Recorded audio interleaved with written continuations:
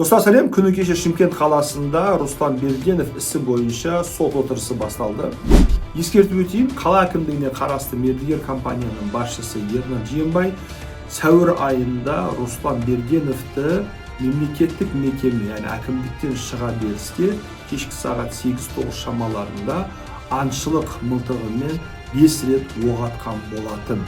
5 рет оқ атады, тек 3 оғы ғана тікелей Берденовке тиіп, оны ауыр жарақаттайды. Руслан Берденов ауыр жарақат алғаннан кейін реанимацияға түседі. Сол жерде ұзақ уақытқа созылған операция нәтижесінде өмірі аман сақталып қалады. Қазіргі таңда ұзақ уақыттан бері әлі реабилитациядан өтіп жатыр, әлі ем алып жатыр. Қазірдің өзінде 60-қа жуық БТР оқтары денесінде тұр. Ал Ернар Жиенбай сот отырысында бізге не деп мәлімдеді? Ернар, мен сені қаматам. Әйелің әдем екен, әйелің қамаласын, жезөкше болады әйелің. Балаң жетім болады, саған сол керек па? Мен сізді қатты құрметтеймін дедім, Руслан Рысбекұлы. Жұрт не айтқанын білмеймін, мен сізді қатты құрметтеймін. Ол кісінің өзі куә ғой. Мен отбасымызбен көремін. Сіз даже кумир ретінде көруге лайық кісісіз ғой сіз. Сіздің лайк басқаныңызды көріп, мен сізге ондай қызғаныш сезімдерімді айтып жатқан жоқ. Мен сізді аға ретінде дұрыс көзқараспен қарап тұрмын ғой дедім. Әйеліңді маған жабыстырма, қатыныңа еге бол. Тупой, сен қатының маған жабыстырып тұрсың, сен не самоуверенный еркексің ғой сен. Мен ұмытып кеткем. Руслан Арысбекұлы деген адам болды, мен миымда жоқ уже. Өзім отбасым, жұмысым болды уже. Луис, сен не деп жатсың дедім. Кімді премьер келтіріп жатсың? К примеру, Руслан Берденов дейді.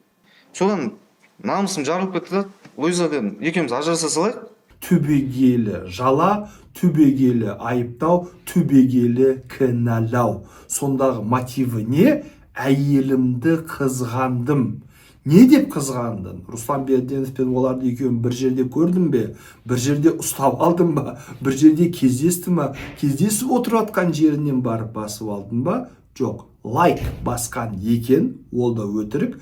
Комментарий жазған екен, әдемісін, сұлусын деп, ол да өтірік. Өйткені Руслан Берденовтың өзінің айтуы бойынша, әйелім мүлдем танымаймын, ешқашан кездеспегенмін, ешқандай лайк баспағанмын. Әйелі Руслан Берденов туралы айта береді екен.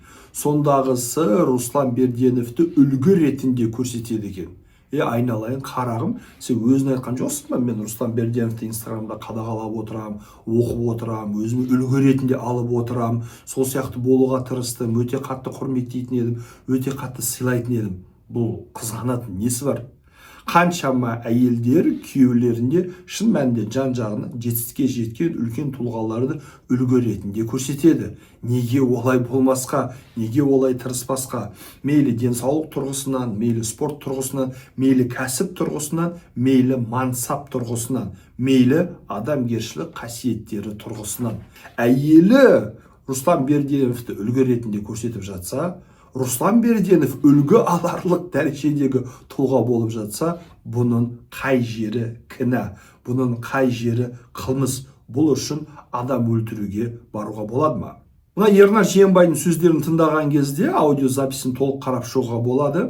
Тыңдаған кезде қарап тұрсақ, Руслан Берденовты тәкаппар, менсініп кеткен, бір қызметтің буына тұншығып жүрген, бәріне сол арқылы қысым көрсеткен, дым көрмеген, жоқтан бар болатын, из грязи в князи шығатын байлар, бастықтар болады, тура соған сипаттап отыр.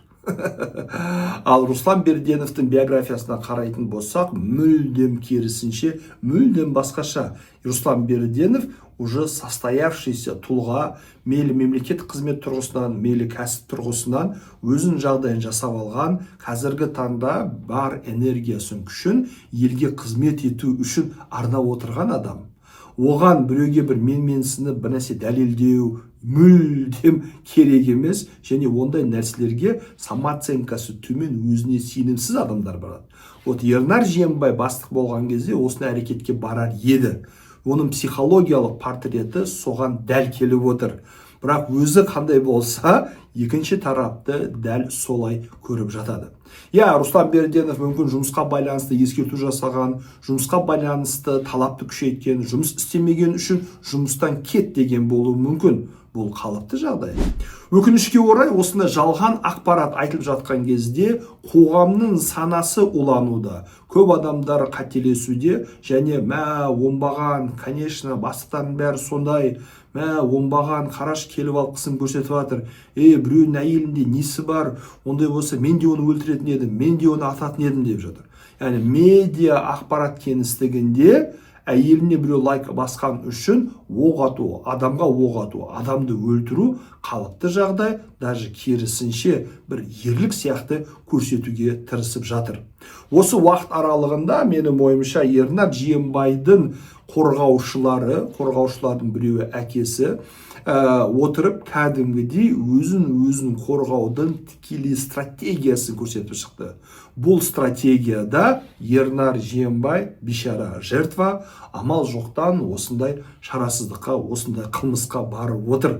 Ал сол қылмысқа типа оған себеп болған адам оңбаған, тәкаппар, менсініп кеткен, біреудің әйеліне көз тіккен арсыз адам. Руслан Берденовті қазіргі таңда дәл осылай көрсетуге тырысып жатыр. Енді бір сәт ойланайықшы, Руслан Берденовке Ернар Жиенбайдың әйелі не үшін керек болуы мүмкін? Әйел жоқ па, қыз жоқ па, өзіне сенімсіз бе, ауру баласы бар екен, бірнеше баласы бар екен, отбасылы әйел екен. Руслан Берденовтың ондай әйелдермен ешқандай жұмысы, шаруасы, қызығушылығы болуы мүмкін емес.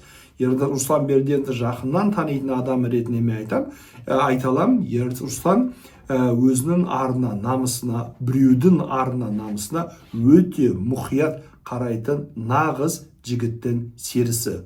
Ол кісі біздің әйелдерімізбен амандасқан кезде басын иеді, біздің әйелдерімізбен амандасқан кезде көзін төменге түсіреді. Соншалықты әдепті ер азамат. Ал мына жерде сотта оны бір арсыз, аш көз, көрген әйелге жабыса беретін, көрген әйелді ұнатқан үшін оның күйеуіне қысым көрсететін оңбаған бір хайуан ретінде көрсетуге тырысып жатыр. Сол үшін Ернардың айтып жатқан сөздері түбегейлі жала, түбегейлі өтірік, өйткені оның ешқандай дәлелі жоқ. Және дәлелі болмағандықтан білген нәрсені айта берейін, адамдардың эмоциясын оята берейін, кінәні жаба берейін, кім бірінші жалып атса ететін болса, соныкі дұрыс болады деген қағиданы ұстануға тырысып жатыр. Бұл сізге еш нәрсені еске түсіріп жатқан жоқ па? Бір сәт ойланып көріңіздерші. Осыдан бірнеше жыл бұрын Бишімбаевтың соты дәл осылай өткен болатын. Салтанатты ұрып, соғып, зорлықпен, қинаумен өлтірген Бишімбаев не деуге тырысты? Мені қызғандырды. Не деуге тырысты? Басқа жігітпен сөйлесті. Не деуге тырысты? Мен оны қатты жас көрем, қызғаныштан жасадым. Өзім бейшара жертва ретінде көрсетіп, даже кейбір адамдарда жанашырлық туғызуға тырысты. Бірақ түбінде дәлелдер барлығын керісінше екенін көрсетті. Енді сол тактиканы дәл қазір Ернар Жиенбай қолданып, халықтың, қоғамның санасын улауға және критикалық ойы дамымаған адамдардың ойын өзгертуге тырысып жатыр. Ал бұл өз алдына сотқа нақты қысым көрсетудің белгісі. Негізгі мотив қызғаныш деп ойламаймын, өйткені қызғанып осындай бір қылмысқа баратындай сахна жоқ, ситуация жоқ. Мен түсінемін, енді ондай мүмкін емес, конечно, бірақ мысалға жұмысына бардың, Руслан Берденовтың кабинетінде әйелімен бірге жеке екеуін ұстап алдым. Жарайды, эмоцияға берілдің, сезім оянды, состояние аффекта болдың, өзін ұстай алмадың, еркектік намыс, анау деп айтуға болады. Бірақ ондай сахна жоқ. Ана лайк басқан үшін бірімізді өлтіретін болсақ, әрбір әйелге қаншама лайктар басылып жатыр. Неге именно Руслан Берденов? Барда басқа біреуді атып таста, барда басқа біреуді өлтіре бер. Сол үшін қызғаныш әйел деген теория мүлдем ешқандай негізсіз болып жатыр. Ал жұмысқа байланысты 3-4 миллиард теңге айналып жатқан бір компанияға байланысты бұндай қылмысқа адамдар бару мүмкін бе? Мүмкін. Сондай орыннан айырылып қалу және сол орында отыра ешқандай жұмыс бітіре алмау, соның есебін бере алмау, есебін бере алмаған үшін қысым көру арқылы барып адам осындай қылмысқа бара алады. Бірақ ернарда мен түсінбейтін мәселе, біріншіден өздері әйеліміздің, келініміздің ешқандай қатысы жоқ. Руслан Берденовті танымайды деп әкесі мәлімдеді. Әйелінің өзі мен Руслан Берденовті танымаймын, ешқашан кездеспегем деп мәлімдеді.